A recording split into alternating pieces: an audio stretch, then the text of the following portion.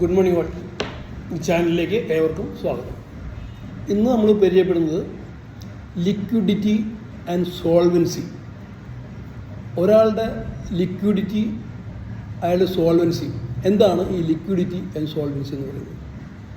ഇപ്പോൾ ഒരു സ്ഥാപനമാണെങ്കിലും ഒരു വ്യക്തിയാണെങ്കിലും അയാളുടെ ലിക്വിഡിറ്റി എന്ന് പറയുന്നത് ഇമ്മീഡിയറ്റ് ലയബിലിറ്റി ക്ലിയർ ചെയ്യാവുന്ന കാശ് കയ്യിലുണ്ടോ എന്നുള്ളതാണ് ലിക്വിഡിറ്റി എന്ന് പറഞ്ഞാൽ. ക്യാഷ് ഉണ്ടാവും, ഗോൾഡ് ഉണ്ടാവും. ഇതൊക്കെ ഈസി ലിക്വിഡിറ്റിയാണ്. നമുക്ക് പെട്ടെന്ന് ഗോൾഡ് പെട്ടെന്നുകൊണ്ട് വിൽക്കാം. അയാൾക്കൊരു കടം തീർക്കണമെങ്കിൽ ക്യാഷ് ഉണ്ടാവും, അല്ലെങ്കിൽ ഗോൾഡ് ഉണ്ടാവും.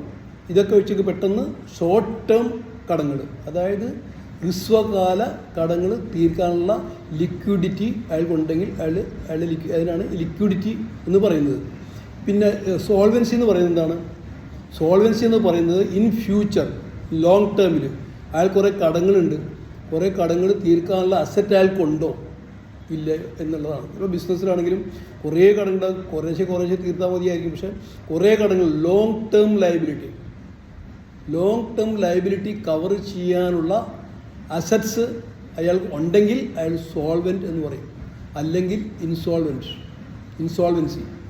അതാണ് ചില ബാങ്കുകാർ ചോദിക്കും സോൾവൻസി സർട്ടിഫിക്കറ്റ് കൊണ്ടുവരാൻ പറയും. അതായത് അയാൾക്കിപ്പോൾ കടം ഒരു 100 രൂപയുണ്ട്, അസറ്റ് ഒരു 1000-10,000 രൂപയുണ്ട്, അയാൾക്ക് സോൾവൻസി സർട്ടിഫിക്കറ്റ് കിട്ടും. അതായത് solvent ആണെന്നർത്ഥം.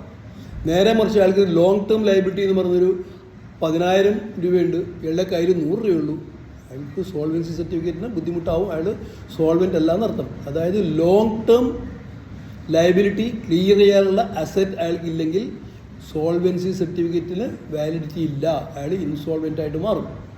Short term liability clear ചെയ്യാവുന്ന ഇതിനാണ് നമ്മൾ എന്താ പറയുക, ഇമ്മീഡിയറ്റ് ആയിട്ട് തീർക്കാവുന്നതിനാണ് ലിക്വിഡിറ്റി എന്ന് പറയുന്നത്. അപ്പോൾ ലിക്വിഡിറ്റിയും സോൾവൻസിയും നിങ്ങൾക്ക് മനസ്സിലാക്കണമെന്ന് വിശ്വസിക്കുന്നു.